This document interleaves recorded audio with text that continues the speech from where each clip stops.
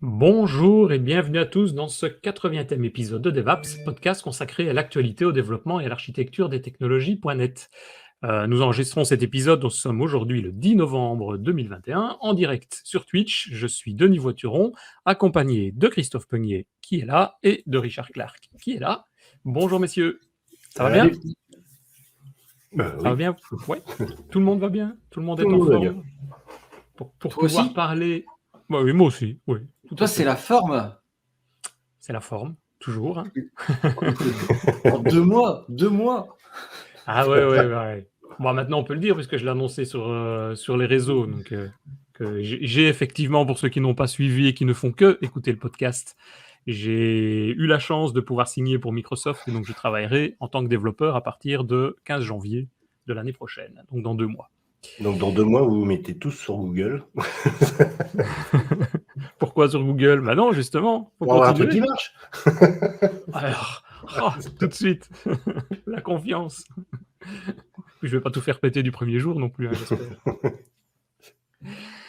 Et donc aujourd'hui, on n'est pas là pour parler de ça non plus. Aujourd'hui, on va être là pour pouvoir parler d'un sujet qui est .NET 6 et MAUI. Et pour ça, on a demandé à un invité qui est Olivier Daran. Bonjour Olivier.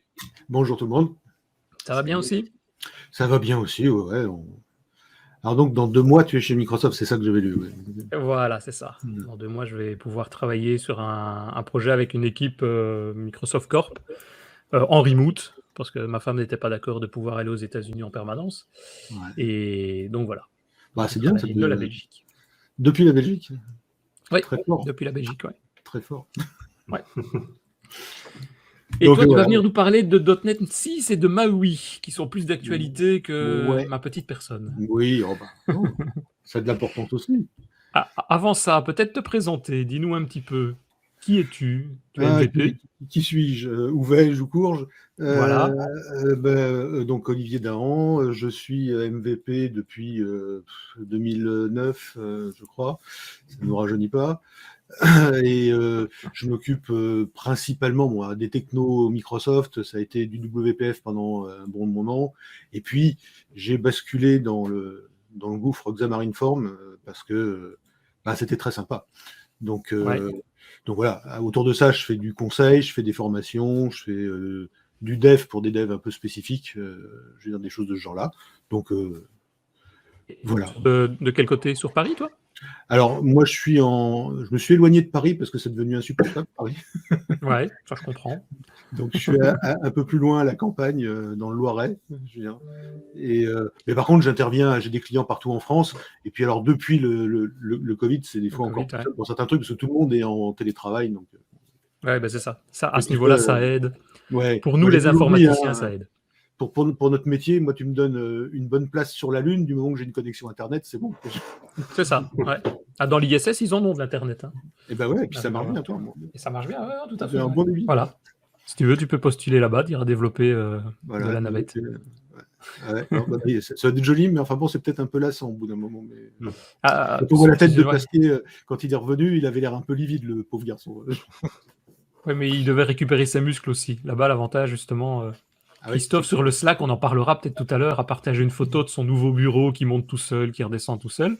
Là, tu vois, Christophe, quand tu serais dans la navette, si tu étais dans la navette spatiale. C'est parce qu'Adrien Clairbois, il m'avait fait voir, lui, il avait un bureau avec des cordes, tout ça, mais c'était louche. J'ai trouvé ça bizarre dans son truc. Et qu'est-ce que j'allais dire, Olivier, là, tu as des clients, mais tu t'es intéressé à Xamarin.Form. Donc, tu partais plus sur des applications mobiles, c'était ça? C'était pour un intérêt professionnel ou personnel? C'était professionnel, hein. Bon, c'est parti de mon job. Et puis à un moment donné, WPF, ça a toujours été le système que je préfère, c'est le truc le mieux foutu avec Blend, même pas Visual Studio. Je veux dire, mais c'est vrai que ça n'a pas pris énormément. Quoi. Je veux dire, malheureusement, c'est des systèmes un peu compliqués à aborder, etc. Et il y en a eu, mais ça n'a pas eu le succès. Puis en plus, c'était lié à Avalon qui s'est cassé la figure, comme d'autres Windows après, avec Windows 8. Donc l'autre, celui d'avant. Et donc du coup, il fallait, professionnellement, il n'y avait pas beaucoup de demandes sur ces trucs-là, à part des trucs très très spécifiques. Et les smartphones, c'était sympa, mais par contre, c'était un peu gonflant d'aller programmer ça en Android, Java, en machin, et tous ces trucs-là. Et quand la société Xamarin en fait a proposé, en fait, au départ, c'était Xamarin Android et Xamarin iOS seulement, qui était donc avec des interfaces écrites en natif de l'appareil, mais juste un code C# qui était partagé. C'était déjà une belle aventure. Alors, je trahissais un peu Microsoft à l'époque, mais j'étais sûr qu'un jour ou l'autre, ça se rejoindrait. Et puis, j'ai eu raison, puisqu'ils ont racheté Xamarin. Donc, c'est revenu parfaitement dans le giron Microsoft. Et au départ du rachat, si ma mémoire est bonne, il y avait quand même une cohabitation avec un fossé entre les deux, quoi, entre Xamarin et les équipes. Oui, forcément, c'est deux boîtes différentes. Il y en avait une qui avait copié, en fait, légalement, mais qui avait copié quand même le principe de fonctionnement de l'autre. Donc, ils avaient tout réécrit. Et forcément, c'était pas exactement. Et on va le voir d'ailleurs dans le petit slide que j'ai préparé. Quoi. Je veux dire, il y a des problèmes de compatibilité, il y a des trucs qui amènent à Maui aujourd'hui et qui s'expliquent parfaitement. Quoi. Je veux dire, qui n'est pas forcément le discours officiel Microsoft, mais qui permet de comprendre l'histoire de ce qui a amené à créer Maui. Et surtout au départ, en fait, ce que les gens qui ont connu cette époque-là se rappelleront, c'est qu'au départ, Xamarin, c'était un produit payant, hein, c'était près de 1 000 € par an. Et quand Microsoft l'a racheté, c'est devenu gratuit. Donc c'était quand même. Et est-ce qu'on peut dire que Maui, après on a des fausses idées, est-ce qu'on peut dire que Maui, ça fait un peu ce que voulait faire dès le départ Microsoft, c'est que bon, ok, on récupère Xamarin et bon, maintenant on va faire notre truc universel et on parle plus que de Maui, quoi. Ouais, c'est la bonne question. Alors, je vais peut-être je lancerai ça dans le slide, donc ça va être difficile de ne pas te répondre et de répondre en même temps, puis de le faire deux fois. Mais grosso modo, oui, il y a eu un problème de taille, le fait de racheter Xamarin, qui est un truc externe.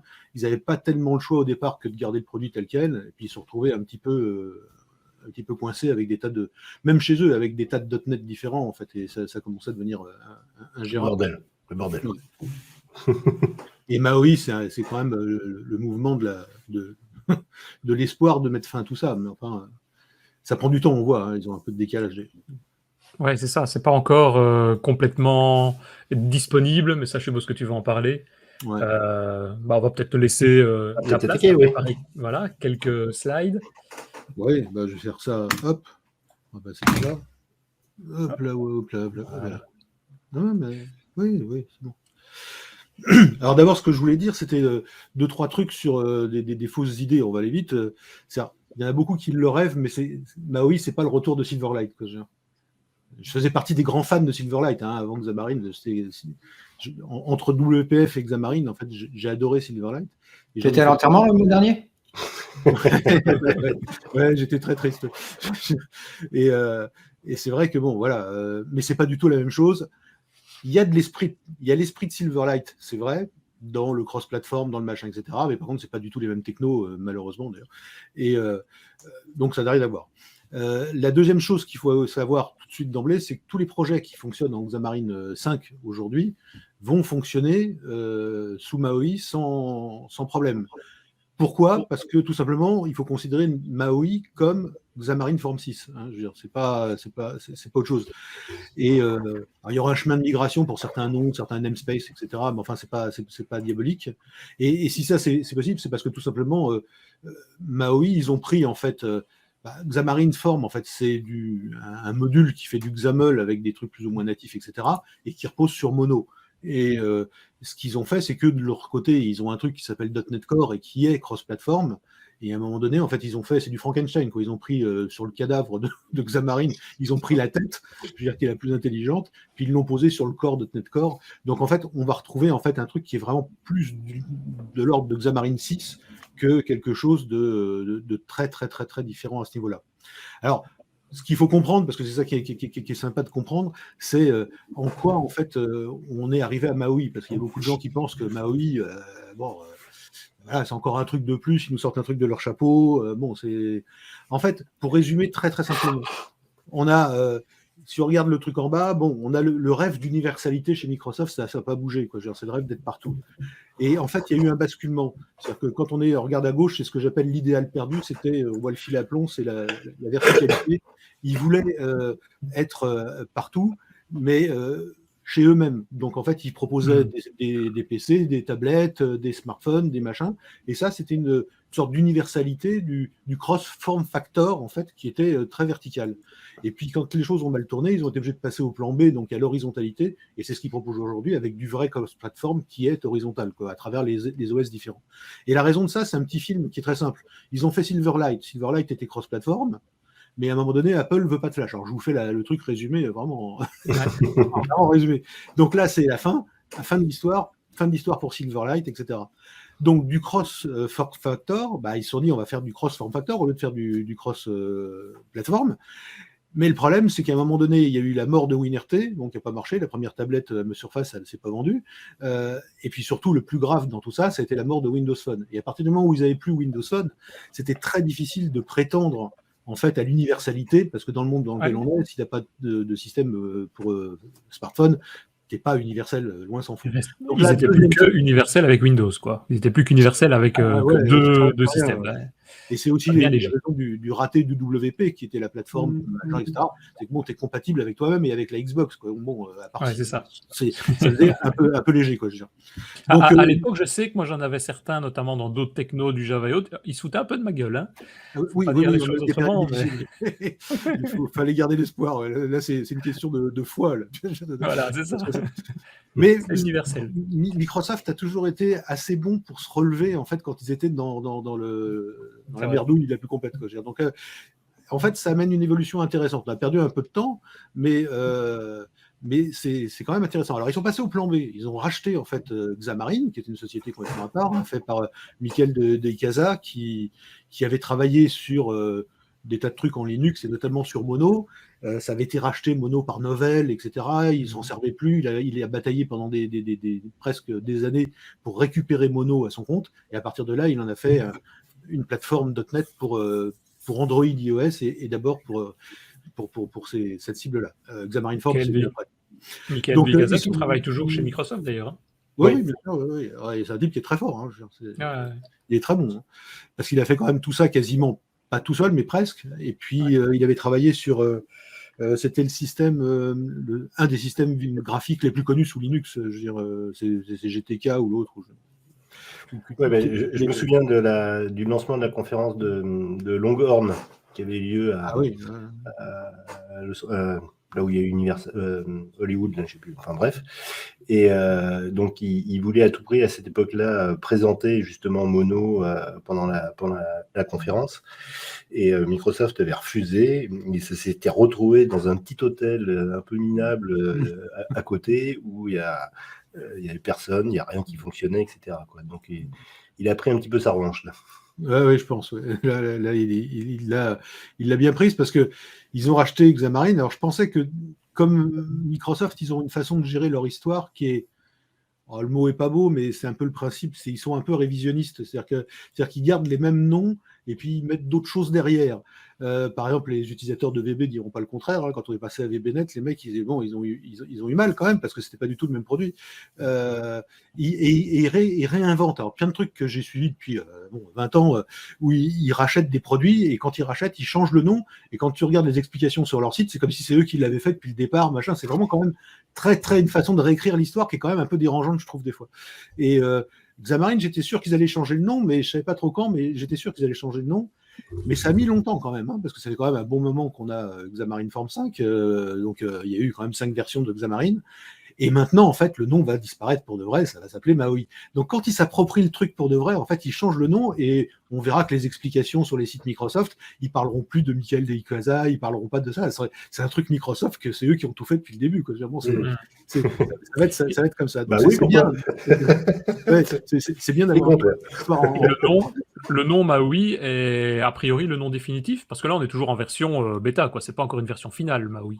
Maui, non. Mais Maui, c'est un acronyme, donc ils pourront toujours s'en sortir. Donc, je pense qu'ils vont garder ce truc-là. Ils le mettront en éclaté ou pas. Mais...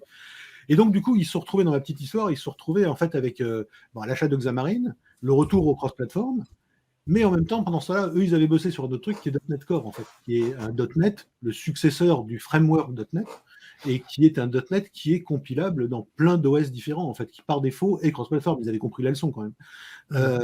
Et du coup, pour simplifier, ils se retrouvent avec une incohérence, c'est-à-dire un produit qui est quand même relativement phare pour eux, après avoir dit que ça servait pas à rien à l'ère Sinofsky, Ballmer, machin, ou enfin tout ça, ça devait disparaître. Je veux dire, en fait, ils le remettent au goût du jour. Et ils s'aperçoivent qu'en plus que Xamarin, c'est leur bouée de sauvetage parce qu'ils n'avaient rien d'autre dans leur carton pour séduire le développeur. Et ils se retrouvent avec une incohérence au moins majeure, qui est le fait d'avoir .NET Core d'un côté et d'avoir des produits qui tournent en mono de l'autre. Donc, pour ça, il fallait faire une unification. Alors, je passe à Maui tout de suite avec le petit oiseau qui chante, mais on a eu le droit entre-temps à .NET Standard, qui était une façon d'unifier, sans réécrire les trucs en dessous. Mais grosso modo, c'est ça l'histoire. C'est celle que Microsoft ne vous racontera jamais. C'est l'histoire de tout ça. Pour Microsoft, les choses sont très différentes. Alors Maui, justement, c'est un sigle, c'est .NET Multiplatform App UI.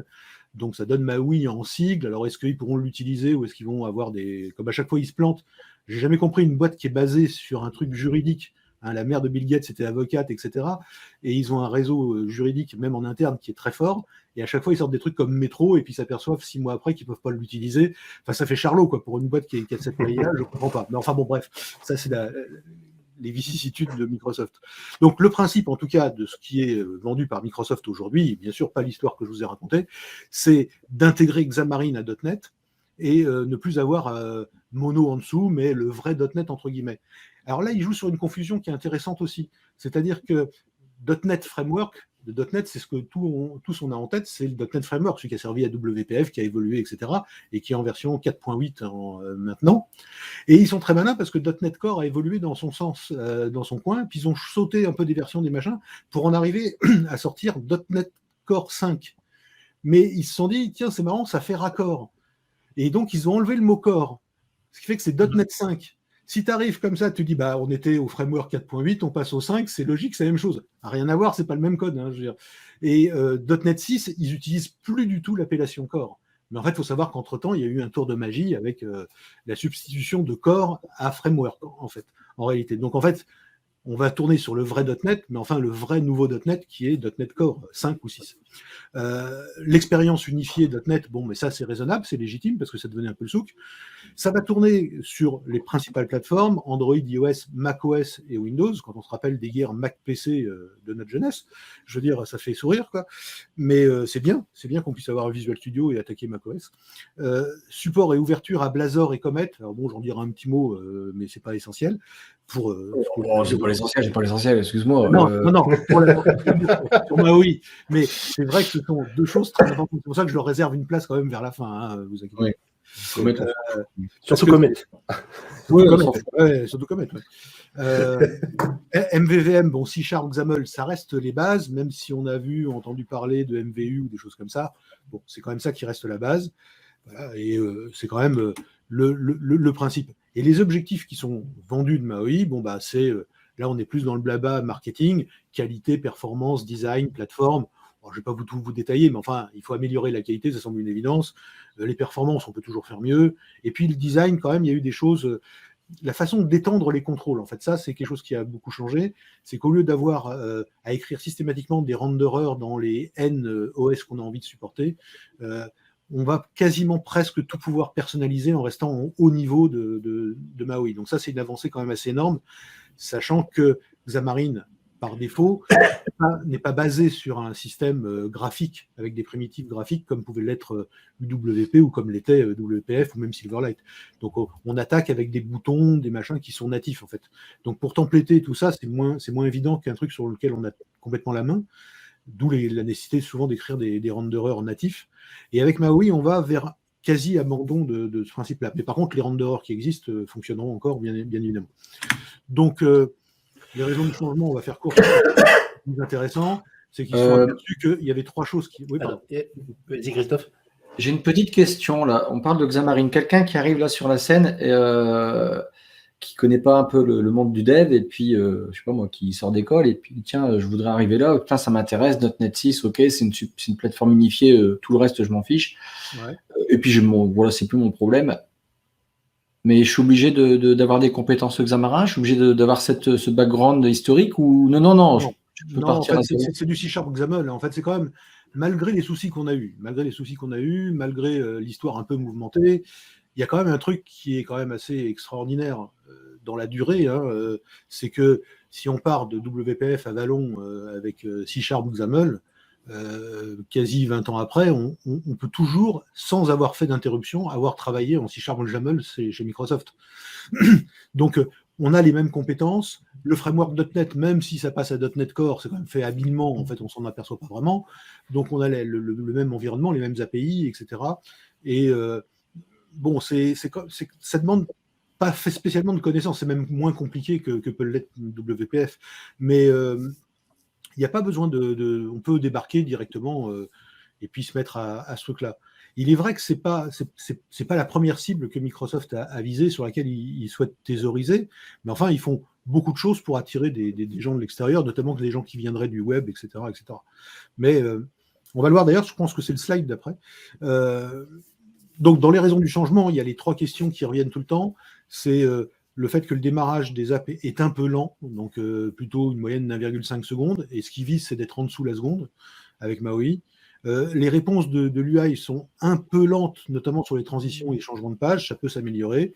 Et puis la taille des apps est un peu grosse quand on compare même à Xamarin Android ou Xamarin OS, qui sont un peu plus natives et qui ont une taille un peu plus petite. Donc, ils présentent ça comme étant les points qu'ils ont, puisqu'en fait, on peut dire qu'on y est presque, qu'ils ont amélioré, puisqu'on est quasiment en dessous de la seconde, et puis on a des apps qui sont quand même plus petites avec .NET Core, justement, qui peut compiler sans avoir besoin de mettre tout le framework, etc. Et en fait, ça répond à la question qui venait d'être posée, c'est qui est intéressé par Xamarin principalement. Ça ne veut pas dire que les gens qui ne sont pas de cette catégorie-là ne peuvent pas venir s'agréger à ce mouvement, mais c'est principalement, en fait, pour les entreprises qui choisissent de travailler en Xamarin Form, c'est généralement des entreprises qui ont un background Microsoft chez eux, qui ont des développeurs Microsoft, qui sont habitués à Visual Studio, à C#, etc. etc. Et c'est sûr que de travailler en Xamarin Form pour faire du .NET, pour faire du smartphone, ça permet de capitaliser complètement le savoir-faire des gens.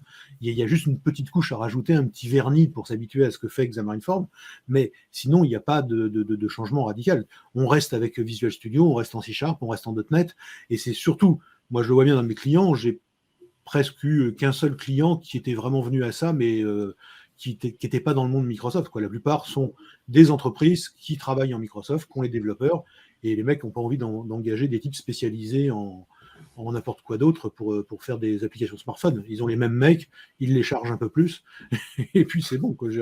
Donc, pour l'entreprise, c'est rentable. Pour le développeur, c'est rentable aussi, parce que ça lui permet d'attaquer le monde du smartphone avec une compétence qui était une compétence desktop au départ. Donc ça, c'est assez sympa. Donc ça permet d'accélérer la mise sur le marché des apps et d'étendre ça à plein de choses. Ils ont mis un accent sur le design, c'est vrai. J'en ai parlé tout à l'heure, donc les custom renderers, avec une consistance de l'aspect. Ce qui vise, c'est d'avoir vraiment un aspect 1 pour 1 sur tous les OS, ce qui n'est pas le cas avec Xamarin Form.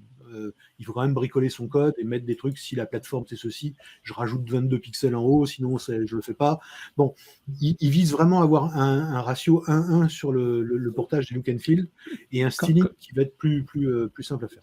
Quand tu dis ratio 1/1, on aura le même visuel. En gros, ce qui est prévu, c'est d'avoir exactement donc un bouton, par exemple, sur Android, si on lui donne un certain look, il aura le même look sur iOS aussi. Ouais. Alors, ce qu'il faut savoir, c'est que c'était pas complètement de leur faute, d'abord parce que Xamarin, c'est pas eux qui l'ont fait, et puis en plus, même Michael de Icaza, c'est pas sa faute. C'est-à-dire que si on se remet quelques années en arrière, il y avait 3 OS de téléphone possibles, hein, à un moment donné, il y avait Google, iOS, et puis il y avait Microsoft. Et bien évidemment que comme tous les phones se ressemblent, hein, c'est un truc rectangulaire, et puis avec des bords les plus plats possibles, donc en fait, il n'y a rien qui les distingue. La seule chose qui peut les distinguer, c'est l'OS avec sa mise en page, etc. Et donc les 3 avaient conçu quelque chose de très très différent. On avait le skéomorphisme chez iOS, on avait un truc bizarre, très moche chez Google, et il y avait Microsoft qui avait le look métro. C'est eux qui ont inventé le look flat dans le monde du smartphone, même si ça n'a pas marché pour eux, ils ont lancé ce truc-là. Et chacun, en fait, c'était quasiment à coup de bâton si jamais tu t'écartais du look maison, quoi. Ils ne voulaient pas que tu fasses un look autre que le look Apple chez Apple, sinon tu te faisais fusiller ton app, quoi. L'exemple, la barre d'outils qui est en bas, je sais pas, chez Android et qui était en haut chez. Ah ouais, tu n'as pas le droit de faire machin, sinon bon. Et donc c'est vrai que. Oui, moi, je me rappelle notamment d'une présentation, d'une conférence faite par Michael Di Casa, où il insistait justement sur ça. sur le fait que, tiens, vous pouvez définir un bouton, vous pouvez définir une toolbar, hein, et c'est le Xamarin qui, en gros, le mettait dans le look du destinataire, donc soit iOS ou... Mais donc ici, tu as l'air de me dire que c'est l'inverse, entre guillemets. Bah, si tu veux, ce qui s'est passé, c'est qu'au départ, ça, c'est un fantasme de constructeur, ou enfin d'éditeur d'OS. Ils voulaient se démarquer pour gagner la bagarre. Donc, eux, ils imposaient aux développeurs de respecter les normes et les chartes graphiques de leur truc, quoi, je veux dire. Le véritable problème, c'est que derrière, pour faire des softs, il y a des éditeurs de logiciels. Et pour un éditeur de logiciels, ça a été mon boulot pendant au moins une quinzaine d'années, il y a longtemps. Je veux dire, je connais le problème et c'est les véritables enfers, en fait. C'est-à-dire que tu as la même app, mais seulement elle a 3 looks différents. Ça veut dire que ton support client, en fait, il te faut des mecs formés à Apple, des mecs formés à Google, des mecs qui connaissent le look que ça a sous Windows Phone, machin. Enfin, c'est un véritable... Ça coûte une fortune. D'autant plus que ça change d'une version à l'autre. En plus. Alors que le rêve des éditeurs de logiciels, c'est de se dire, on avait Silverlight par exemple. Dans Silverlight, bah, tu te faisais ton jeu de composants et de contrôle comme tu voulais. Quand tu le lançais sur Mac ou quand tu le lançais sur PC, tu avais rigoureusement le même look and feel en fait. Alors que c'est logique puisqu'une entreprise elle a son identité, quelle que soit. Et tu n'as pas envie de sponsoriser l'identité de Microsoft ou de Google, tu n'en as rien à faire, quoi. Tu as envie, toi, de te démarquer. Et c'est vrai que toutes ces applications qui ont été faites dans les 3 OS, on a bien vu que ceux qui respectaient les règles au départ, en fait, ils se sont fait avoir par ceux qui ne respectaient pas les règles. Parce que toutes les applications, elles se ressemblaient. Tu prenais une application, je sais pas, de dessin ou machin, elles avaient toutes les mêmes genres de menus, le même look, le machin. Et celui qui faisait un look complètement différent, avec des couleurs différentes, avec un aspect différent, il ressortait du lot. Et donc, le fantasme des éditeurs de logiciels depuis le début, c'est de pouvoir avoir le même look and feel sur tous les OS à la fois. C'est pas d'avoir un truc spécifique, en fait. Et avec MAUI, alors ils disent pas on va refaire un truc à la Silverlight, vous pourrez refaire vos contrôles à partir de zéro, machin, etc. Mais en fait, ils le disent sans le dire. Et quand même, il y a beaucoup de tout ça là-dedans. C'est que comme on peut personnaliser au niveau MAUI, vraisemblablement, même si Microsoft ne le fait pas, en tout cas tout de suite, il y aura vraisemblablement un groupe de travail, un truc sur GitHub ou un machin, de mecs qui vont faire un lot de contrôle sous MAUI, en 100% MAUI, et qu'on pourra utiliser n'importe où. Donc, il y a ça. Et puis, il y a quand même déjà un premier pas qu'ils ont fait là-dedans. D'abord, c'est proposer la structure qui permet de faire ça. Et puis, c'est la façon de styler les contrôles. Ils offrent des thèmes par défaut qui sont un peu plus riches que ceux qu'on a dans Xamarin Form. Et si on applique le même thème partout, normalement, on est censé avoir le même look au même partout. Donc ça, c'est quand même assez intéressant. C'est des points forts de MAUI parce que, bon, même si on est obligé d'attendre aujourd'hui puisque ça a été décalé d'à peu près 6 mois, je veux dire, grosso modo, on va avoir quand même ces grandes nouveautés. On peut commencer déjà à jouer un peu avec, mais bon, voilà, ça c'est vraiment des choses qui justifient le changement et qui justifient d'aller loin. Alors, c'est le changement dans la continuité, on ne va pas y rester. Le code qu'on voit ou qu'on ne voit pas, mais bon, c'est du code super classique MVVM sous Xamarin Form. Bah, vous prenez ce code-là, il compile exactement à l'identique sous MAUI, quoi. Il n'y a pas de différence.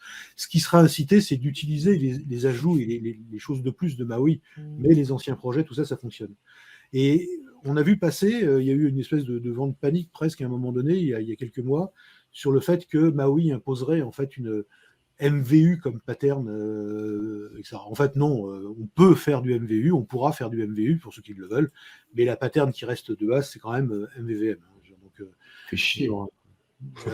J'allais dire, ça va plaire à Christophe. Et côté MVVM, il y a tout qui est déjà implémenté, les observable objects, tout ce genre de choses, c'est déjà à l'intérieur.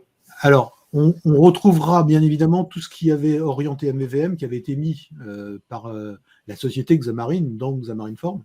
Donc, on a les commandes, on a tout ce qui est injection de dépendance, machin, etc., qu'on peut utiliser. Mais franchement, dès qu'on veut faire un peu du MVVM sérieux, on a besoin au moins de 2-3 trucs de plus. Donc, en général, on utilise un toolkit.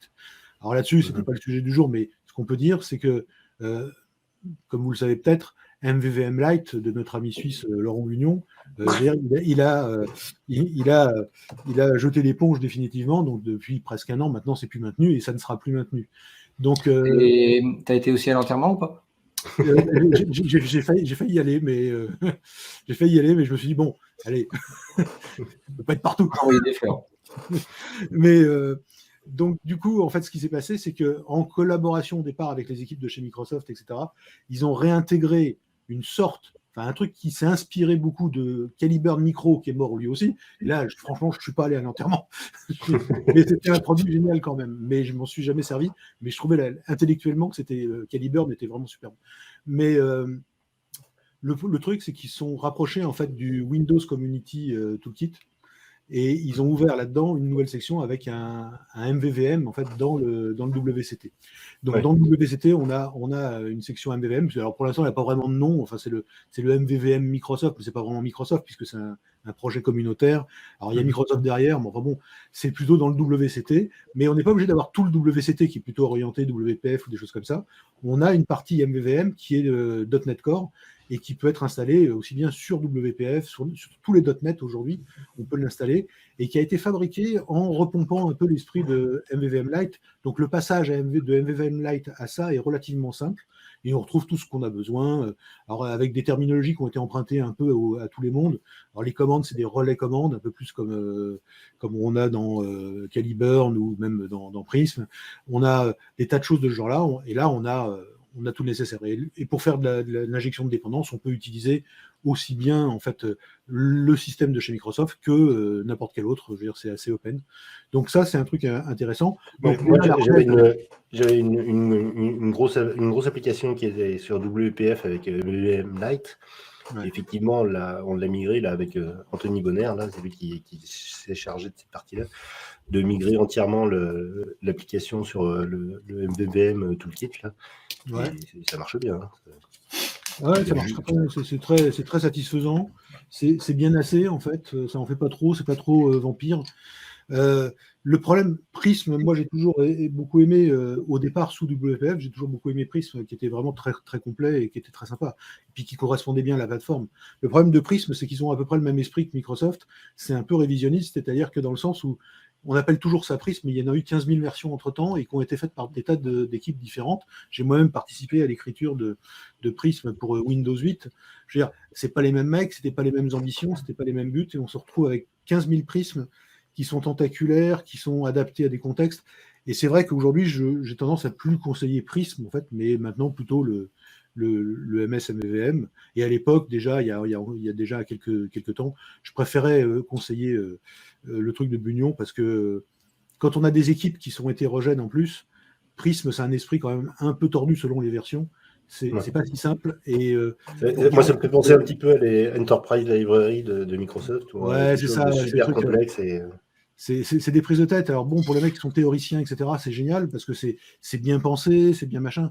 Mais quand tu as une équipe de dev avec un super bon et puis 4 qui sont je veux dire, le problème c'est que si tu leur mets ça dans les mains, ils vont te faire un code un code pourri, quoi. Donc le mieux, c'est d'avoir un truc qui est plus simple, mais qui est maîtrisable. Moi, je préfère en général conseiller ce qui est maîtrisable plutôt que ce qui est. C'est quand même plus productif. Donc, dans les visuels, voilà, j'en parlais tout à l'heure, Maui va proposer de base, en fait, 4 styles qui sont le style Cupertino, on ne dira pas d'où ça vient, le style Material, on ne dira pas d'où ça vient, et le style Fluent UI, on voit quelques extraits de gueule que ça fait pour un bouton stable, et puis le style par défaut, qui est donc le style de la plateforme, en fait, tel qu'on a avec Xamarin par défaut. Donc, on va pouvoir choisir ça, et on va avoir un style qui va être, on va dire, cohérent sur l'ensemble des plateformes. C'est-à-dire que si tu fais Fluent, tu auras du Fluent, surtout un look Fluent partout. Et bien sûr, on pourra créer nous-mêmes nos propres looks. Alors, c'est quand même assez long de templéter tous les contrôles, etc. C'est pour ça que je pense plus à un projet communautaire ou des entreprises comme Syncfusion ou n'importe quoi qui vont proposer ce genre de trucs. Okay. Donc, voilà. Donc, ça, c'est quand même intéressant de le savoir. Ils ont beaucoup simplifié certaines choses. Par exemple, il y avait un enfer qui était la tab view. Si on voulait la personnaliser en Xamarin Form, il fallait forcément faire des trucs en natif et tout. C'était quand même assez compliqué. Maintenant, c'est entièrement personnalisable en restant au niveau de ma UI. C'est quand même vraiment bien fait, ça. Il y avait dans le deuxième qui était un peu infernal, il y avait la app bar aussi. Ça, ils l'ont bien arrangé et on peut même lui coller maintenant un background en GIF animé depuis Maui. Enfin, on peut personnaliser vraiment très bien. Donc ça, c'est des aspects très importants de Maui parce que c'est simplement Xamarin Form 6, hein, c'est ce que je disais au départ. C'est-à-dire que Xamarin Form 5, c'était déjà pas mal. Ils avaient rajouté des primitives graphiques qu'il n'y avait pas avant. Donc on se rapproche un peu plus de ce que pourrait être un WPF ou un Silverlight. Et puis, aujourd'hui, Xamarin Form 6, Maui, en fait, arrange les trucs qui étaient... Et je te parle pas de Maui Form 7. Oui, oui, tout à fait. Oui. Et donc, le truc, c'était est-ce qu'on pourra aller vers un rêve de full customisation au niveau, etc. Le truc, c'est oui. Donc, si on regarde l'image, surtout qui est sur le côté de la droite, on a des radio-boutons à la noix, je veux dire, et en fait, on peut les templater, par exemple, de telle façon à ce qu'ils soient carrés avec une icône à l'intérieur, machin, etc. Donc, voilà, l'esprit de Maui, ça va être de pouvoir faire ça, mais de rester en haut niveau sans être obligé d'utiliser et de fabriquer des renderers natifs à chaque fois. Donc, on a un espoir en fait de pouvoir revenir à un moment donné en fait à ce que faisait Silverlight, c'est-à-dire d'être cross-platform et d'avoir un look unifié sur toutes les plateformes. Alors c'est pour ça que je disais au départ, c'est pas Silverlight, mais enfin on retrouve quand même pas mal de l'esprit de ce que ça devait être. On a juste paumé 20 ans, hein. Je veux dire, bon, c'est tout avec leur histoire de. Et autre chose, comment en Xamarin, en Maui, on peut créer des composants complètement différents. Je suis dans une usine chimique, je dois représenter des réacteurs avec des petits tuyaux, tous ces composants-là. Comment seraient-ils dessinés? Alors, aujourd'hui, tu as une réponse avec même ne serait-ce que Xamarin Form 5, où tu as l'ensemble de toutes les primitives. Tu as les passes, notamment. Donc, si tu n'as pas besoin que de ronds et de carrés, que tu as envie de dessiner, par exemple, un réacteur atomique en détail, tu peux le faire en SVG, en fait. Ou tu peux le faire en XAML, parce que de toute façon, XAML, depuis le début, utilise dans ses balises du code qui est du code exactement identique à celui d'SVG, pour les passes en tout cas. Donc tu peux dessiner avec Inkscape, si tu n'as pas envie de t'acheter une licence chez Adobe. Je veux dire, tu fais ça avec Inkscape, tu copies le code de data en fait de ton pass et tu le codes directement et ça marche. Donc aujourd'hui, tu peux créer des contrôles avec une content view, par exemple, pour ceux qui connaissent déjà. Je veux dire, tu peux prendre une content view et tu peux lui coller un fond, etc. Et ça devient en fait un contrôle, puisqu'une content view, ça peut être aussi une vue qui va être posée sur une autre vue, en fait. Donc c'est pas seulement une page, quoi. Je veux dire. Donc du coup, tout ce système de personnalisation, il existe. Et j'ai déjà fait pas mal de choses, genre une application pour de la musique, je veux dire, qui permet de connaître les gammes, de retrouver une gamme à fonction de notes, etc. Et le petit clavier sur lequel on peut toucher, qui ressemble à un clavier de piano, ça a été fait uniquement qu'avec des composants de base visuels de Xamarin Form. Alors je vais le porter en Maui, puis j'en ferai plus la promotion quand il sera en Maui, parce que maintenant Xamarin Form, ça va être fini, mais on peut faire beaucoup de choses et on peut créer des contrôles personnalisés. Peut-être pas jusqu'à Xamarin 5, on ne pouvait pas le faire avec la même finesse qu'on pouvait le faire en WPF, c'est une évidence, mais depuis qu'on a les primitives graphiques qui sont bien évidemment portées dans Xamarin 6, je veux dire, on peut vraiment faire des contrôles personnalisés avec des zones cliquables, avec des choses comme ça, ça marche très bien. Donc ça, c'est un chemin qui nous rapproche plus de ce qu'était WPF et de la personnalisation qu'on pouvait faire. D'ailleurs, même la notion même de contrôle template, on l'avait des contrôles templates, on a l'habitude de voir du code XAML de ce genre-là, avec des Visual State Manager, etc. Le Visual State Manager, c'était super chiant, ça. Ça, c'était chiant, mais par contre, c'était vachement pratique. Et ça gérait tous les états, tu pouvais créer des états supplémentaires, etc. Ouais. Tu peux faire autrement. C'est un métier à part entière, ça. Putain, en fait, plus du designer que du voilà, bon, je rejoins Richard. Hein. Une parenthèse, t'en parleras peut-être après, mais après, j'aurais oublié, tu sais, à mon âge. Et en fait, il y a un truc où la montée en compétences, je trouve, parce que j'attends que tu parles de Blazor depuis tout à l'heure, là, je suis un peu concentré sur ce truc-là, je tire la ficelle. Et quelqu'un qui va arriver à faire du C# et puis moi, je vais avoir un rendu en HTML, je trouve que je monte beaucoup plus vite, pas en compétence, c'est pas le terme, mais je vais vite rendre mon projet en fait, parce qu'au niveau UI, je vais vraiment être à l'aise avec le HTML, le CSS et compagnie, puisque je vais trouver une documentation énorme sur le web.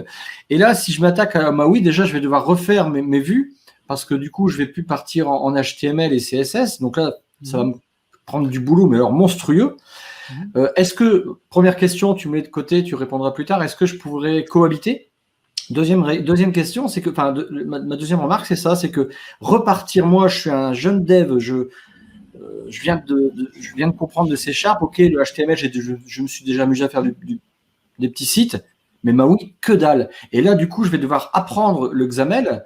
Tous ces templates, moi, j'avais trouvé ça difficile au départ pour comprendre à l'époque que je faisais du WPF et même dans Windows 8, là, c'était casse-couille ces trucs-là, ces templates. C'est une remarque que j'ai. Je trouve que j'ai peur que ce soit un peu compliqué de prendre en main. Voilà.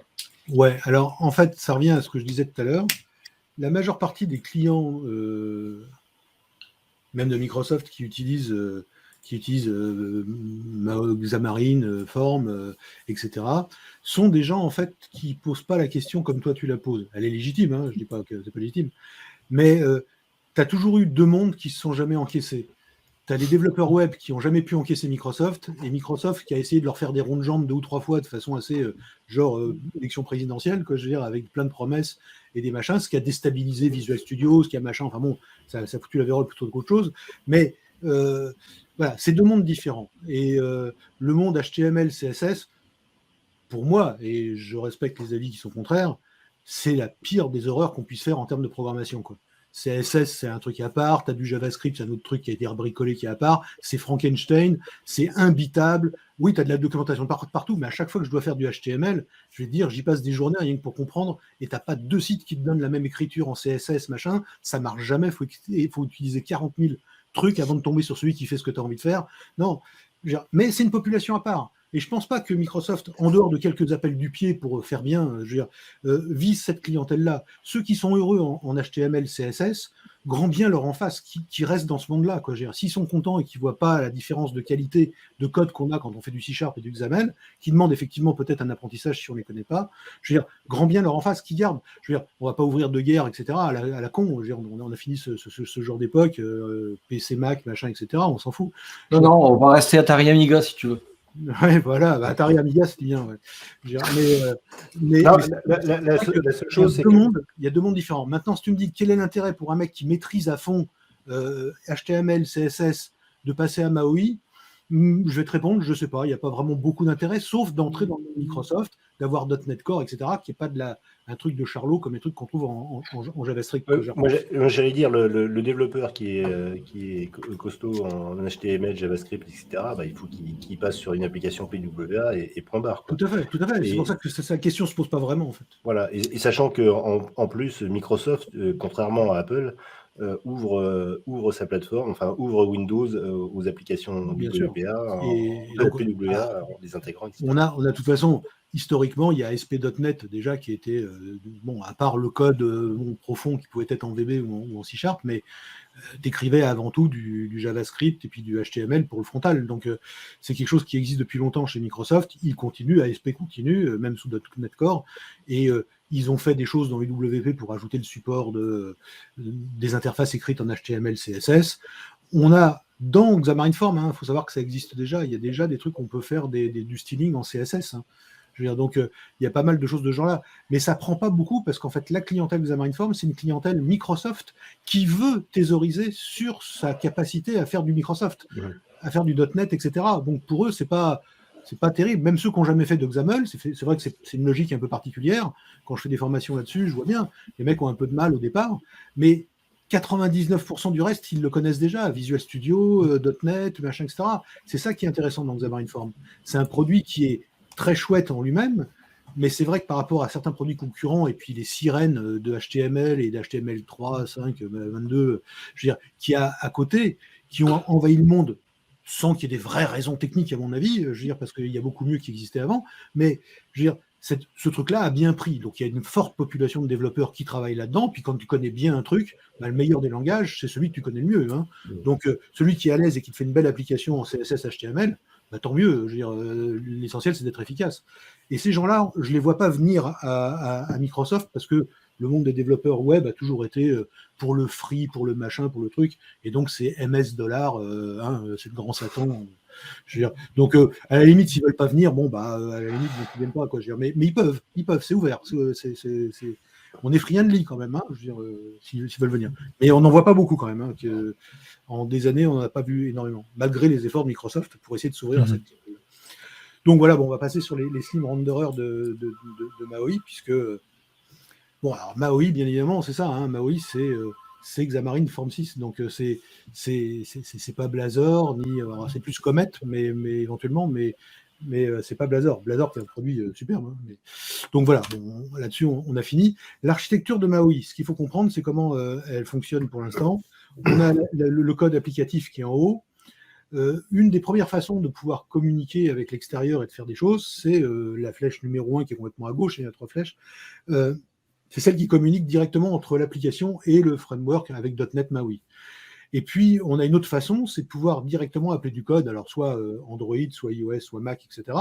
Parce qu'on a cette possibilité-là en Xamarin Form déjà aujourd'hui, de pouvoir attaquer directement la plateforme avec du code natif Android.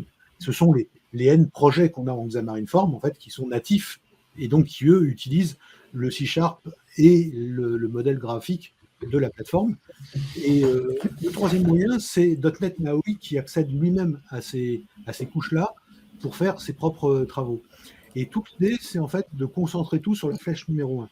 C'est-à-dire que le code applicatif n'est plus qu'à connaître que la couche .NET MAUI, et c'est MAUI qui se débrouille pour faire le renderer, pour faire les machins, pour attaquer les couches natives, etc. etc. Voilà, ça c'est le principe de l'architecture.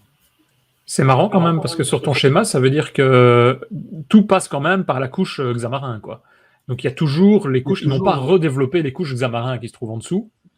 Ouais. MAUI n'est qu'une interface entre les deux. Alors, oui, en fait, en termes d'interfaçage, je pense que bon, oui, ils vont capitaliser sur le truc qui a été fait. Les autres ont réécrit toutes les API, etc. C'est Mono dont on se débarrasse, en fait. Voilà. Oui, c'est ça, voilà. Ouais. C'est Mono dont on se débarrasse. Donc, si on regarde, il y a un changement quand même qui est très important, justement, dans cette façon de pouvoir personnaliser les comportements. Dans Xamarin Form jusqu'à la version 5, on a des renderers, donc des trucs de rendu visuel qui sont écrits en natif pour chaque plateforme. Et ce qu'on a, c'est qu'on a un couplage très fort entre le renderer et l'élément correspondant dans Xamarin Form. Par exemple, Xamarin Form expose une classe qui est button. La classe button, je veux dire, elle n'existe pas, en fait. C'est un truc purement virtuel, en fait. Il faut, pour qu'elle puisse être rendue, qu'il y ait un renderer derrière qui fasse ça. Donc, on a le bouton renderer, et le bouton renderer, quand on l'écrit, on voit, si on arrive à lire, que quand on l'exporte, en fait, on va lui donner le type de son renderer et le type de l'objet Xamarin Form qu'on est en train de fabriquer, en fait. Et ça, c'est une imbrication qui est assez complexe, avec notamment... pour atteindre la plateforme aussi, on a Xamarin Form Platform Configuration, et puis on va dire iOS spécifique, puis après on va dire que la box view on iOS, on va utiliser le blur effect, etc. C'est génial parce que à n'importe quel moment, on peut atteindre n'importe quelle spécificité d'iOS ou d'Android, n'importe quoi. Mais c'est un peu lourdingue. Je veux dire, alors bon, c'est le prix aussi du cross-platform, mais on peut faire Justement, il y a une question dans le chat, et je pense que Christophe dit qu'il se pose la même question. C'est avec je recommence. Jérôme demande si avec cette succession de couches, est-ce que ça ne va pas ralentir l'exécution de l'application si tu passes par... parce qu'il y en a quand même une multitude là, pour arriver au système. Oui, alors en fait, non, parce qu'en fait, il y a beaucoup de couches qui sont enlevées en réalité. Et il y a des mouvements de simplification. Par exemple, je ne sais plus où j'en parle, alors j'en ai peut-être pas encore parlé, mais enfin bon, peu importe. Tu as quand tu es en Xamarin Form, quand tu fais un design, un truc comme ça, t'en viens en fait à superposer beaucoup de views les unes dans les autres en fait. Il y a une imbrication en fait et l'OS en fait qui est une indirection pour aller chercher un renderer ou un truc comme ça, c'est pas ça qui lui fait perdre le plus de temps. Par contre, le rendu visuel, quand tu as une imbrication de vues, ça coûte très cher. Et dans MAUI, justement, ils ont diminué énormément en fait les imbrications de vues, ils simplifient avant de compiler, etc. Ce qui fait qu'on a un rendu final qui est plus rapide malgré tout, quoi. Je veux dire, malgré il y a quand même de l'optimisation, quoi. Ouais, il y a quand même pas mal d'optimisation. Et quand on regarde comment les renderers sont faits, par exemple, dans ce qu'on a vu dans Xamarin Form, ça l'oblige en fait au démarrage de l'application en fait à scanner les assemblées pour aller chercher en fait tous les trucs qu'on l'attribue en question, pour les relier en fait, les ajouter en fait au système d'injection de dépendance pour pouvoir le faire. Donc ce balayage des assemblées au départ, ça coûte cher aussi en temps. Dans MAUI, ils ont complètement inversé la logique. C'est-à-dire que ce n'est pas le renderer qui s'inscrit à un truc pour qu'après il soit collecté par un balayage qui l'ajoute dans le DI, etc. Là, ils ont fait autrement. Ils ont dit, en fait, on va partir du haut. C'est-à-dire que c'est des objets MAUI, en fait, donc Xamarin Form, comme le Xamarin Form Buttons, par exemple, ou le Comet Bouton, ou le Fabulous Bouton, ou le Reactive Bouton, si tu as envie de faire un truc comme ça. En fait, tous ces machins-là, pour être des boutons, la seule chose qu'ils ont besoin, c'est de supporter l'interface iButton. Et après, iButton est directement relié en fait au bouton Handler. C'est une nouvelle conception, c'est une nouvelle façon de faire, mais du coup, il n'y a plus le besoin du temps de scan en fait des assemblées au démarrage. Le lien est absolument direct, quoi. Je veux dire, il y a le handler qui est là, ton bouton, lui, c'est un i-bouton, et du coup, en fait, on a gagné beaucoup de choses. Et quand on regarde plus à droite, on voit qu'on a le bouton, en fait, qui est Microsoft MAUI Controls, comme espace de nom, je veux dire, qui repose, en fait, qui est le bouton par contrôle, le contrôle par défaut, en fait, pour le bouton. On a en dessous, il repose sur une classe une interface qui est e-button, qui elle est déclarée dans Microsoft MAUI. Et puis en dessous, on a des button handlers qui sont dans MAUI handlers et qui enfin descendent sur les UIKit, les AppKit, les widgets, les machins, etc., etc. Mais cette connexion, elle est faite directement en dur à la compilation. Il n'y a pas de scan au lancement de l'appli, comme il peut y avoir avec Xamarin Form. Donc il y a plein d'optimisations comme ça, de changements de point de vue aussi. Là, c'est un paradigme complètement différent. On part pas du. C'est plus bottom-up, mais c'est top-bottom.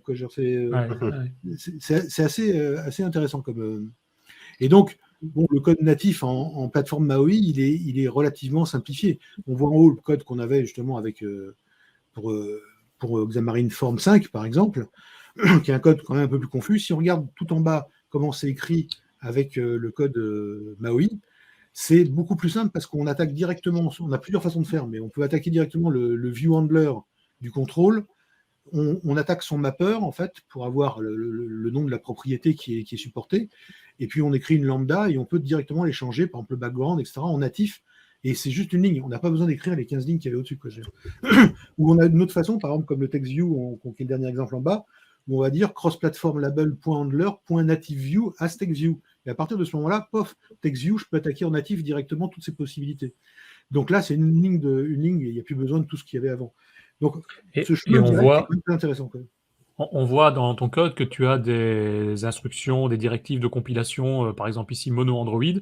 Donc ça veut dire aussi que lors de la compilation, tu vas devoir compiler, par exemple, pour 2 ou 3 plateformes. Tu choisis la plateforme sur laquelle tu vas. Et donc tu auras entre guillemets, des exécutables. Bon, c'est pas des exés, mais tu auras des APK, des exés, etc. pour chacune des plateformes. Alors. En fait, oui et non. En fait, ça c'est juste une possibilité en fait de se dire que tu es sous mono Android. Ouais. Et une autre façon de l'écrire, quand tu l'écrivais par exemple on iOS ou on Android, bon, c'est la même chose. Hein. Pourquoi ? Parce qu'ils ne sont pas complètement idiots. Ils ont bien compris que même si on avait un jeu de composants identiques et tout ce qu'on voulait, il y a des form factors qui sont différents. Apple, tu as la ligne du haut qui est réservée. Je veux dire, il faut pouvoir bouffer les 22 pixels ou les 20 pixels qui sont en haut, etc. Donc, il y aura peut-être des choses à faire qui seront vraiment spécifiques à la plateforme. Donc on peut avoir une compilation qui te renvoie une seule DLL qui va être utilisée sur toutes les plateformes. Alors tu pourrais l'avoir comme ça, ou tu peux directement, là, ici, l'inclure dans ton code principal. Quoi, je veux dire. C'est ça. Tu as juste un truc qui change pour Android, par exemple, bah, tu mets le if, et donc tu n'auras qu'un seul projet. Et d'ailleurs, on va le voir ici. La grande différence qu'il y a, c'est la façon dont les projets sont écrits. Le plus grand rectangle au centre, c'est un projet typique Xamarin Form 5. Donc, il y a MyApp, qui est ton application Xamarin Form qui se trouve là-haut.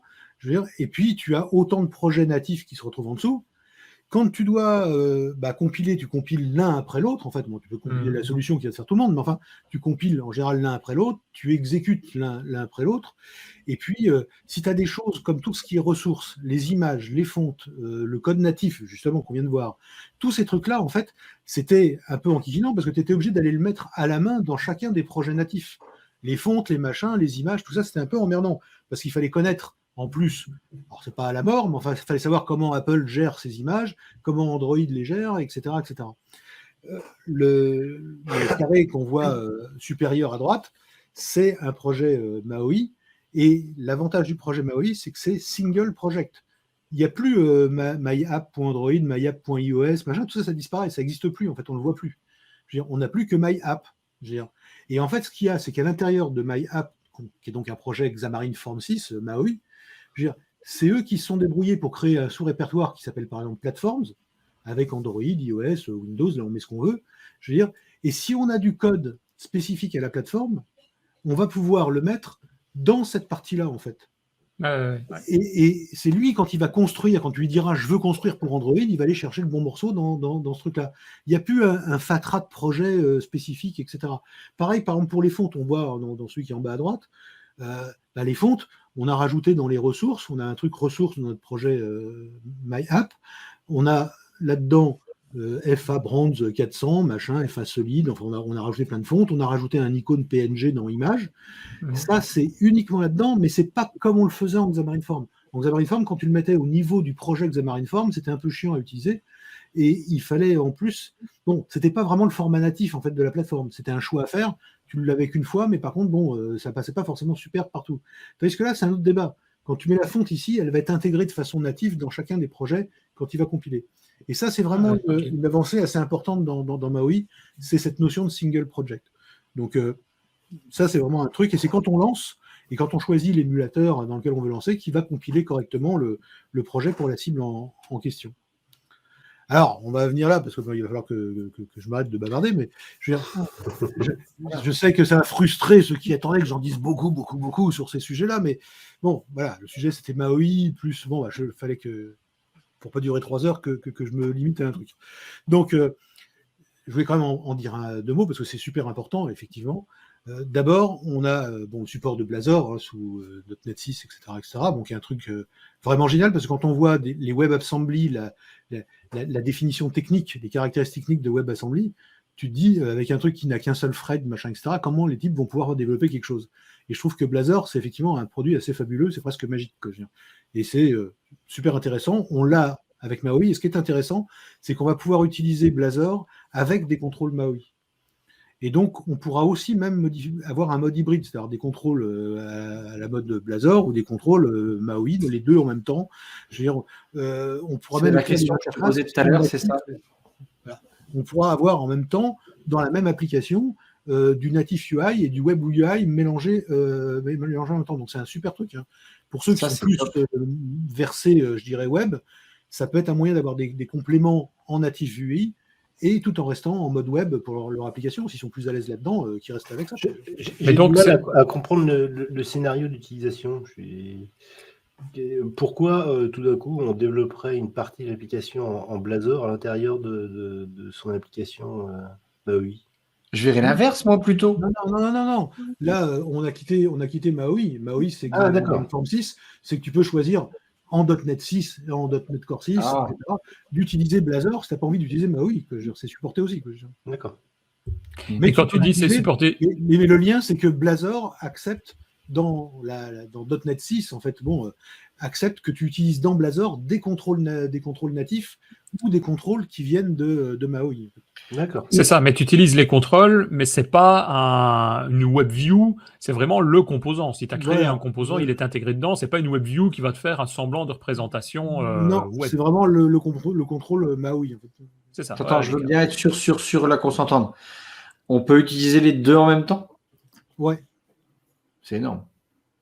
Ça veut dire qu'on pourrait migrer tout doucement une application existante Blazor vers Maui en travaillant au fur et à mesure? Ouais, en travaillant contrôle par contrôle, je pense que ça serait un peu fastidieux, mais selon la logique et la taille de l'application, oui, ça doit être possible.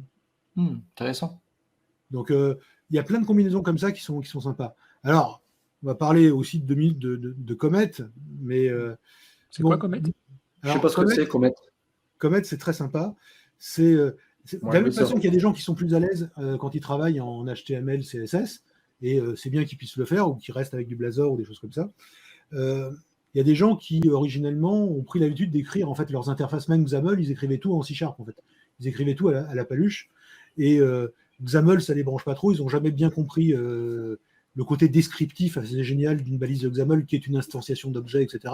Bon, on ne va pas taper sur la tête des gens. Il faut que les gens soient heureux. Ce qui est bien, c'est qu'ils aient le choix. Je veux dire, donc, on a le choix ici avec Comet. Comet, c'est une version, en fait. On sait qu'écrire une interface par exemple, en WPF, si tu veux faire du WPF en écrivant tout en C#, tu vas quand même sacrément t'enquiquiner, même en WP. Parce que là où C# est super concis, il devient super lourdingue quand tu veux faire des trucs d'interface. XAML, une balise, c'est une instantiation directe. Donc bon, c'est descriptif, c'est plus sympa. Donc il faut faire un new en C# de la classe, et puis après reprendre le nom de la classe, du composant, et puis l'ajouter à la main à une liste. C'est assez lourdingue. En fait, Comet, c'est une syntaxe C# fluente. Donc, les syntaxes fluentes qu'on a l'habitude, c'est truc muche, point, truc muche, point, truc muche, point, truc muche. Donc, tu vas avoir 7 background de blue, point 7 largeur de 22, point 7, etc. Et du coup, tu retrouves une certaine légèreté, en fait, d'écriture qui te permet de refaire, pour ceux qui ont envie, de pouvoir refaire tes interfaces complètement en C#, mais avec une syntaxe qui cette fois-ci est adaptée au truc et qui n'est pas complètement à côté de la place. Alors bien évidemment, ce genre de truc, comme il n'y a pas du tout de visuel, c'est comme tout d'ailleurs Visual Studio 2022, hein, c'est entièrement basé sur le hot reload. Ouais. Et le hot reload, ça veut dire que bon, bah, tu tapes ton truc, tu as lancé l'application une fois, puis après tu tapes ton code XAML et puis tu as l'application qui se recharge systématiquement. Alors dans ce mode-là, par exemple, quand tu es en mode C# fluent avec Comet, le changement intervient quand tu fais un CTRL S en fait. Ouais. Pour pas qu'il soit tout le temps en train de faire des machins, dès que tu décides de sauvegarder, pof, il met à jour la vue en fait en face. Donc ça, c'est valable avec tout ce que tu as vu déjà, tout ce qui est, ouais. en gros, le nouveau Xamarin Forms, Maui, ouais. On peut faire du hot reload aussi alors. Tu peux faire exactement la même chose, mais avec cette syntaxe Comet en fait. Et ce qui est intéressant, c'est que ce soit ça ou que ce soit le Blazor dont je parlais tout à l'heure, tout ça fonctionne bien évidemment, alors avec Visual Studio, c'est une évidence, mais ça fonctionne avec VS Code. VS Code, ouais. Et dans VS Code, que ce soit Comet ou que ce soit Blazor, ça supporte le debugging. Donc on se demande bien à quoi Visual Studio va servir. Mais enfin, Visual Studio, c'est quand même un environnement assez génial et assez complet. Il y a quand même plus de choses. Il y a plus de miam-miam dedans. Ouais. Et on peut rajouter des extensions, des machins. Mais enfin, Visual Studio Code, je trouve ça a pris vachement bien. Et il y a plein de gens qui adorent ce truc-là et qui l'utilisent comme ça, même pour d'autres choses. Donc voilà, encore une fois, je pense que c'est bien qu'on ait le choix. Il n'y a pas de dogme. Hein, ouais. Faut pas être fermé. Je veux dire, chacun fait son truc comme il l'entend. Alors, pour finir, un petit mot sur l'agenda. L'agenda qu'on voit affiché, il est un peu dans la semoule. Parce qu'on devait en avoir en novembre 2021, c'est-à-dire maintenant. On devait avoir la long terme machin, support de .NET 6, donc avec Maui. Et puis, il s'avère qu'en fait, on a un peu décalé. C'est-à-dire que novembre, c'est la preview 10, décembre, c'est la preview 11, et puis vers janvier-février, on va voir la RC1, puis après, on aura la RC2 qui sont prévues. Et en réalité, le Maui tel qu'il nous avait été annoncé pour novembre 21, ça sera plutôt quarter 2 2022.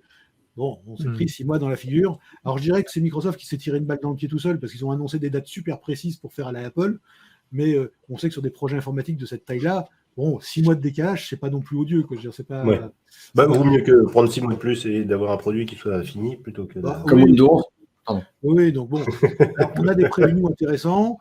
On a des tas de trucs. Voilà. Mais par contre, maintenant, pour passer en production, oui, il va falloir attendre. Mais même pour passer en production, de toute façon, on passe rarement en production avec une version 1.0 de chez Microsoft, même de chez quelqu'un d'autre. Hein, je veux dire. Donc, je pense qu'on va pouvoir s'amuser avec le produit définitif vers le milieu de l'année 2022.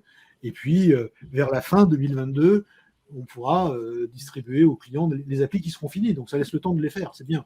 Je veux dire, pour ceux qui ont des applis qui sont en cours, on a des grosses applis, j'ai des clients, on a des applis qui sont en cours depuis des années presque. En fait, Xamarin Form arrive en désuétude, alors que le truc n'est même pas encore fini, donc on essaye de tout faire pour migrer vers Maui pour qu'on ait un support plus long dans le temps. Mais ça arrive, et donc, il ne faut pas s'inquiéter. D'abord, comme je le disais au départ, les projets Xamarin Form 5, tels qu'on les connaît, sont supportés complètement par .NET 6 Maui. Donc, il n'y a pas de raison d'en changer. Si on veut changer absolument pour se mettre en Maui, ça sera possible. Mais il y aura un chemin de migration. Mais il n'y a pas forcément de nécessité absolue. Vaut mieux bricoler les 2-3 trucs qui changent, les namespaces, et rester avec son organisation quand c'est un projet qui est quasiment terminé ou sur le point de l'être. Il n'y a aucune raison d'aller le changer. Par contre, pour les nouveaux projets, Microsoft incite fortement à utiliser le modèle single project que je vous ai fait voir il y a quelques instants.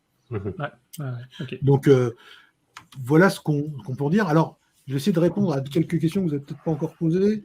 Alors, les solutions seront-elles migrées en mode single projet? Alors, la réponse, c'est non. Comme je viens de le dire, si vous avez un projet qui est écrit façon Xamarin Form 5, vous le gardez, vous le migrez si vous en avez envie, mais il n'y a pas de truc magique de chez Microsoft pour le transformer automatiquement en single projet. Et on comprend bien que ce serait plutôt de l'IA qu'il faudrait pour faire ce genre de choses. Et donc, les projets seront toujours supportés. Il y aura une doc pour ceux qui veulent absolument migrer. Et pour les nouveaux projets, on vous propose de commencer quand même en single projet. Les renderers doivent-ils être réécrits? Eh bien non, parce qu'en fait, comme on supporte Xamarin Form 5 à 100%, ceux qui marchent, ils marcheront comme avant. Ils sont écrits en natif pour la plateforme, ça marchera. Est-ce que les libs tierces vont fonctionner? Donc tous les contrôles, les machins qu'on a pu acheter, les Syncfusion, les machins, les trucs de ce genre-là. Alors, la réponse, c'est une réponse de Normand. En fait, c'est oui et non. C'est oui, mais mais à condition qu'ils les refassent en .NET 6. Donc, eux aussi auront à subir un chemin de migration et ils ne vont peut-être pas le fournir du jour au lendemain. C'est pour ça que moi, j'essaie toujours de conseiller à mes clients. Au mieux, des fois, un truc qui est un peu moins performant, qui n'a pas le petit sapin de Noël qui clignote dans le coin, mais se faire le truc avec son code qu'on maîtrise à 100%, que d'utiliser des librairies tierces, parce que quand il y a des changements, on se retrouve un peu le nez dans... Ouais, bien que le planning a du coup évolué, ceux qui sont avec ce genre de composants, les recompiler en .NET 6, ils auront le temps, quoi, puisque .NET 6 vient de sortir. Ils ont un peu plus de temps, mais le voudront-ils, Ah. on sait bien que, par exemple, les packages nuggets, je veux dire, il y a plein de types qui ont fait ça sur leur temps perdu parce qu'ils ont été semi-chômeurs pendant la pandémie ou machin, et puis là, ils ont pris le boulot, ils n'auront peut-être pas le temps de maintenir leur truc, et comme on change de mode, ils passeront peut-être pas le truc en .NET 6, quoi. Je veux dire. Donc, il faut faire attention à ce qu'on a utilisé, mais ça, je dirais que c'est un conseil de sagesse pour tout le temps, quoi. C'est ça, ce que j'allais dire, c'est que tous les composants sont comme ça, quoi. Ouais. Voilà, c'est le problème des composants externes dont on ne maîtrise pas le code, etc. Et même ceux qui vous le vendent, d'ailleurs, alors j'ai arrêté de dire Syncfusion parce que c'est le premier nom qui me vient à l'esprit, mais il y en a eu d'autres. Là, tu es sponsorisé par Syncfusion. Il y en a d'autres, mais je ne vais pas forcément dire du bien. C'est que tous ces types-là, en fait, se vantent en vendant des grosses usines à gaz. Mais c'est génial parce que le code source est accessible. Si tu as essayé de mettre le nez dans le code source de ces trucs-là, il faut 2 ans, quoi, pour arriver à comprendre le code et à le maintenir. Donc, en fait, c'est illusoire. Donc, ne croyez jamais ce truc-là, quoi. On vous donne le code, mais vous ne pourrez jamais aller faire le dépannage vous-même s'il y a un truc qui ne marche pas. C'est rarissime. Donc, en général, ce que j'aime bien, c'est qu'on contrôle le code qu'on fait. Des fois, on ne peut pas faire autrement, il faut un truc tiers. Mais bon, faut le limiter parce que, aussi, dans les cas de migration comme ça, moins il y a de code tiers et mieux on se porte. Après, l'autre question, c'est .NET MAUI va-t-il fonctionner sous Linux ? La réponse de Microsoft est assez claire, c'est non. Ce n'est pas une plateforme supportée. Linux n'est pas supporté. Voilà. Donc, je veux dire, il n'y a pas de Linux. Alors, ça reste logique aussi. Hein. C'est vrai, c'est faux parce que... Bon. C'est souvent Linux qui l'ont mis dans .NET Core et autres, et surtout pour les aspects serveurs, quoi. Oui, ils ont les interfaces graphiques. Et puis, ça viendra peut-être. Voilà. On peut quand même compiler, par exemple, en .NET, par exemple, en IoT Core, je ne sais pas si vous connaissez, on pourra attaquer les Raspberry Pi ou les machins, des trucs de ce genre-là. On peut faire des trucs directement depuis le PC, le compiler avec IoT Core. Alors même plus en utilisant, parce qu'ils avaient sorti un OS en fait qui est pour les IoT, mais ils ont bien travaillé celle qu'ils vendent aux industriels qui veulent mettre ça dans des machines. La version gratuite, elle est quasiment plus maintenue depuis un bon moment. Et en fait, le mieux, c'est de faire ça en IoT Core. En fait. Et tu peux compiler, tu fais marcher ton truc en natif sur un Raspberry, c'est vraiment assez sympa. Hein. Donc, ça ne marche pas sous Linux, mais on sait que Core, lui, supporte plus ou moins Linux, etc. C'est MAUI qui ne va pas marcher sous Linux. Donc, on sait que Microsoft rajoute beaucoup de choses, comme le Bash ou des machins comme ça. Alors, quel XAML pour MAUI ? Parce qu'il y a des gens qui se disent, mais c'est quoi comme XAML ? C'est celui du WF, du WP, machin. Non. Le XAML, c'est celui d'Xamarin-Form. C'est Xamarin-Form 6, tout simplement. Donc, le XAML qui est dedans, c'est celui de Xamarin-Form. Et puis, où suivre, enfin, l'avancement de tout ça, si ça vous intéresse ? Eh bien, c'est sur github.com/.net/MAUI. Et là, vous aurez l'info à jour de tout ce qu'il y a et qui est fait sur ce truc-là. Et je vais lâcher le crachoir. Ah, mais c'est très bien. C'est très bien. Je ne sais pas si Christophe et Richard avaient encore d'autres questions, parce qu'on a quand même déjà fait pas mal de détails, je vais dire. On a quand même vu pas mal de choses. Je ne sais pas si, messieurs, vous aviez quelque chose. Non, moi, j'ai rien de spécial. Moi, je me souviens j'avais un de mes clients qui a, je sais pas, pratiquement au tout début de Xamarin-Form, ce qui m'avait demandé est-ce que c'est intéressant d'y aller, etc. Je lui avais dit un petit peu au début, attendez, hein, c'est un peu trop tôt, alors qu'il avait son projet qui commençait là. Mais je pense que là, effectivement, il présente .NET MAUI comme étant vraiment une grosse nouveauté, mais tu as raison de dire que c'est Xamarin-Form 6, donc il y a déjà un passé, on peut faire confiance. Quoi. Et eux aussi se reposent là-dessus, en fait, en termes de qualité, etc. Ils ne partent pas sur un produit qu'ils ont fait à zéro. Quoi. Ils ont .NET Core, sa 6e version. Donc là, il commence à avoir un truc qui est bien débugué quand même. Et puis pour ce qui est de la tête, en fait, MAUI, en fait, la tête graphique, c'est en fait Xamarin-Form 6. Donc ils ont 5 versions de Xamarin avant pour s'être fait les dents. Donc on suppose que c'est quand même bien débugué et qu'on a une communauté déjà qui est quand même assez importante. Si, moi j'ai une petite question, enfin je connais la réponse, mais je pense que c'est important de la poser. Voilà, je suis sur mon PC, je développe une application avec Maui, et ben je veux voir ce que ça donne sur un iPhone ou sur un Mac. C'est possible ou il faut que j'ai un Mac alors un iPhone à côté? La question est tout à fait légitime, mais la réponse va être la même qu'avant. C'est-à-dire que c'est pas Microsoft qui décide, je veux dire, c'est Apple. Par exemple, Google sont plus ouverts. Google fournissent pour PC ou pour Mac des émulateurs, et c'est ça qu'on utilise en fait avec Visual Studio. C'est les trucs de chez Google. Si Google ne nous avait pas fourni, on serait obligé d'avoir éventuellement systématiquement un Samsung ou un truc à côté de soi pour pouvoir débugger, quoi.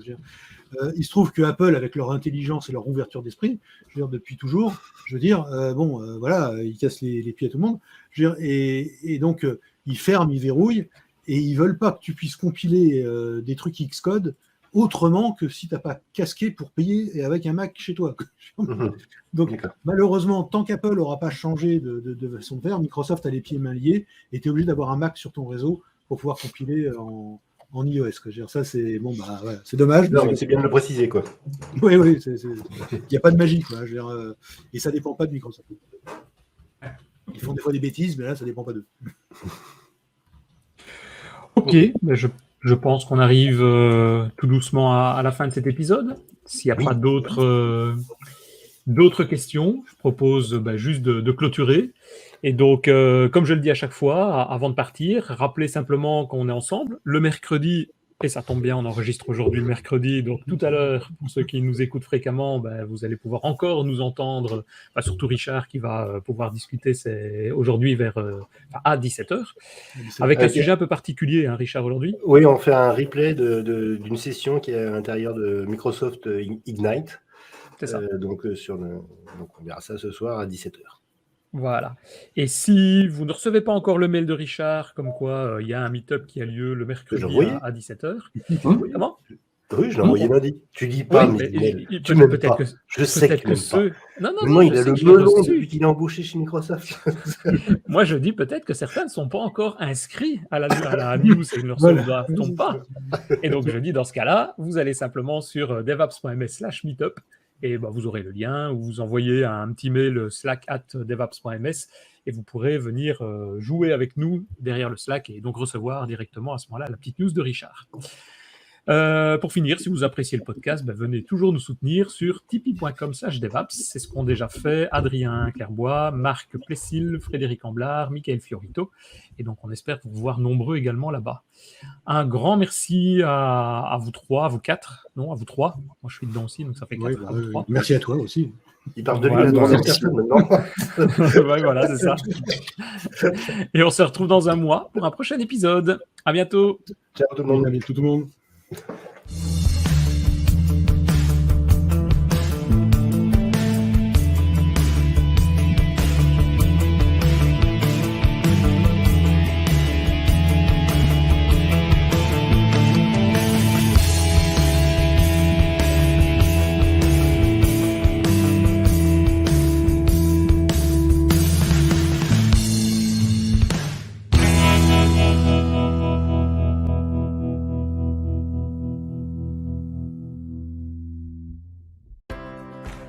Si vous avez envie de discuter des technologies .NET avec nous, venez nous rejoindre sur notre Slack, devapspodcast.slack.com, en nous envoyant votre adresse email à slack@devaps.ms. À très vite sur Slack.